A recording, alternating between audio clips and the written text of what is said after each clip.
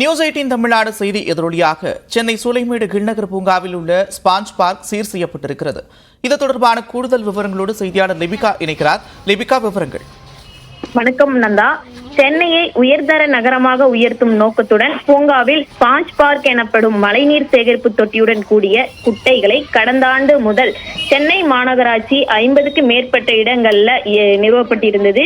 இந்த நிலையில் சென்னை சூளைமேடு கீழ்நகர் பூங்காவில் மழைநீர் சேமிப்பதற்காக அமைக்கப்பட்டுள்ள ஸ்பாஞ்ச் பார்க் பராமரிப்பு இன்றி நீண்ட நாட்களாகவே குப்பை தொட்டிகளாக காட்சியளித்ததன் காரணமாக பூங்காக்களுக்கு வருகை தரும் மக்களும் கவலையுற செய்த நிலையில் இன்று காலை நியூஸ் 18 தொலைக்காட்சி சார்பில் நேரலையானது செய்யப்பட்டது. இதன் எதிரொலி காரணமாக உடனடியாக சென்னை மாநகராட்சியினுடைய 109வது வார்டு மாமன்ற உறுப்பினர் சுகன்யா செல்வம் தலைமையில 10க்கு மேற்பட்ட ஊழியர்கள் ஸ்பாஞ்ச் பார்க்கில் இருக்கக்கூடிய குப்பைகளையும் பிளாஸ்டிக் கழிவுகளையும் சுத்தம் செய்து மழைநீர் சேமிப்பதற்கு ஏற்றவாறு தற்போது அந்த ஸ்பாஞ்ச் பார்க் குட்டையை தயார் செய்திருக்கிறார்கள். மேலும் அந்த குட்டையை சுற்றியும் இரும்பு கம்பிகளால் பாதுகாப்பு வளையமும் தற்போது அமைக்கப்பட்டிருக்கிறது.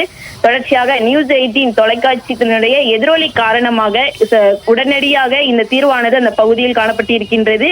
அது மட்டுமின்றி பூங்காவின் உள்ளேயே தேவையான விளையாட்டு உபகரணங்களான மக்கள் பயன்படுத்தக்கூடிய அளவில் சைக்கிளும் வாங்கி கொடுக்கப்பட்டிருக்கின்றது. பல்வேறு ஒளிபரப்பு செய்யப்பட்டிருந்த நிலையில் தொடர்ச்சியாக நியூஸ் 18 எதிரொலி காரணமாக உடனடியாக அந்த பூங்காவிற்கு தேவையான அனைத்து விஷயங்களும் செய்யப்பட்டிருக்கிறது. நந்தா, நன்றி லிபிகா, விரிவான விவரங்கள்.